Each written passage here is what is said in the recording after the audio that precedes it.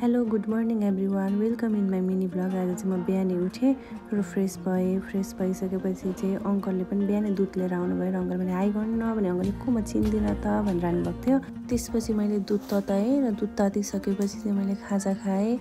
खाजा खाइसकेपछि चाहिँ मेरो काम थियो, मलाई रुम सफा गर्नु थियो। मैले मेरो रुमहरू सफा गरेँ, घर सफा गरेँ। अनि त्यसपछि सबै प्लान्ट्सहरूमा चाहिँ मैले पानी हालिदिएँ र मेरो सबै काम सकेपछि चाहिँ म फ्रेस भएँ र फ्रेस भइसकेपछि चाहिँ मेरो कपडा धुनको लागि चाहिँ मैले मेसिनमा हालेर छोडिदिएँ र घरमा बस्दा बोरिङ भइसकेको थियो। त्यसैले बाहिर म चाहिँ ठुलो मम्मीको घर गयौँ। ठुलो मम्मीको घर चाहिँ यहीँ धरान 15 र हामी चाहिँ ठुलो मम्मीको घर पुग्यौँ र त्यसपछि चाहिँ ठुलो मम्मीले चाहिँ हाई भनिरहनु भएको छ, मम्मी पनि सुतेर हाई भनिरहनु भएको छ। त्यसपछि हामी बारी गयौँ साग टिप्ने भनेर सबैजना। बारीमा त ठुलो मम्मीले के रोप्नु भएको रहेछ क्या।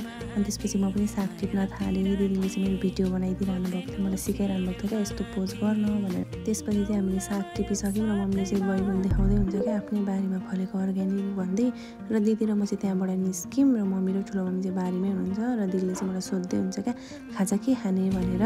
त्यसपछि हामी घर आयौँ र दिदीले चिया बनाउनु भयो र हामी चाहिँ गफ गर्दै चिया खाइरहेको थियौँ कि यहाँ माथिबाट भ्यू यति राम्रो देखिन्छ होइन। र हामी चाहिँ घर फर्क्यौँ र दिदी र ठुलो मम्मी बाहिर निस्केर बाई गरिरहनु भएको थियो र मम्मीले चाहिँ किचनमा खाना बनाइरहनु भएको थियो। त्यहाँबाट टिपेर ल्याएको साग र सुँगुरको मासु यस्तो मिठो तरिकाले पकाइरहनु भएको थियो नि।